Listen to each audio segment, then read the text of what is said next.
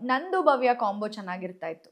ಅಂದ್ರೆ ಟಾಸ್ಕ್ ಏನೇ ಬಂದ್ರೂನು ನಾವು ಆಕ್ಚುಲಿ ಅದ್ರಲ್ಲಿ ಏನಾಗುತ್ತೆ ಅಂದ್ರೆ ಹನುಮಂತು ಗೆದ್ದು ಅವರು ಟಿಕೆಟ್ Finale, ಫಿನಾಲೆಗೆ ಟಾಸ್ಕ್ ಹ್ಮ್. ಆಡೋದಕ್ಕೆ ಅಂತ ಅವರು ಸೆಲೆಕ್ಟ್ ಆಗ್ತಾರೆ.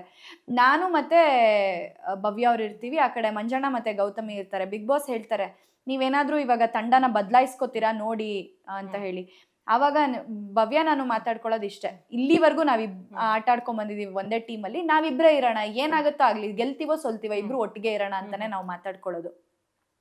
ಅಂಡ್ ಈ ಲಾಸ್ಟ್ ವೀಕ್ ಫಿನಾಲೆ ವೀಕ್ ಅದೇ 6 ಟಾಸ್ಕ್ ನಾವೇನ್ ಆಡ್ತೀವಿ, ಫಸ್ಟ್ ಟಾಸ್ಕ್ ಅಲ್ಲಿ ಅವ್ರು ನನಗೆ ಚಾನ್ಸ್ ಕೊಡ್ಲಿಲ್ಲ ಅಂದಿದ್ರೆ ನಿಜವಾಗ್ಲೂ ನಾನು ಪ್ರೂವ್ ಮಾಡ್ಕೊಳಕ್ ಆಗ್ತಾನೆ ಇರ್ಲಿಲ್ಲ.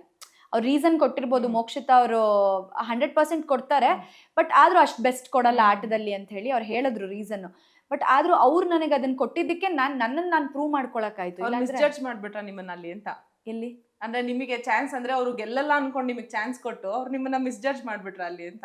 ಮಿಸ್ಜಡ್ಜ್ ಅಂತ ಏನಿಲ್ಲ, ಅವ್ರವ್ರ ಅನಿಸಿಕೆ, ಅದೇನು ಏನು ಮಾಡೋಕ್ಕಾಗಲ್ಲ. ಬಟ್ ಮೋಕ್ಷಿತಾ ಆಡಲ್ಲ ಅನ್ಕೊಂಡು ಅವ್ರು ಕೊಟ್ಟಿದ್ದು, ಬಟ್ ಅದರಲ್ಲಿ ನಾನು ಪ್ರೂವ್ ಮಾಡ್ಕೊಂಡೆ.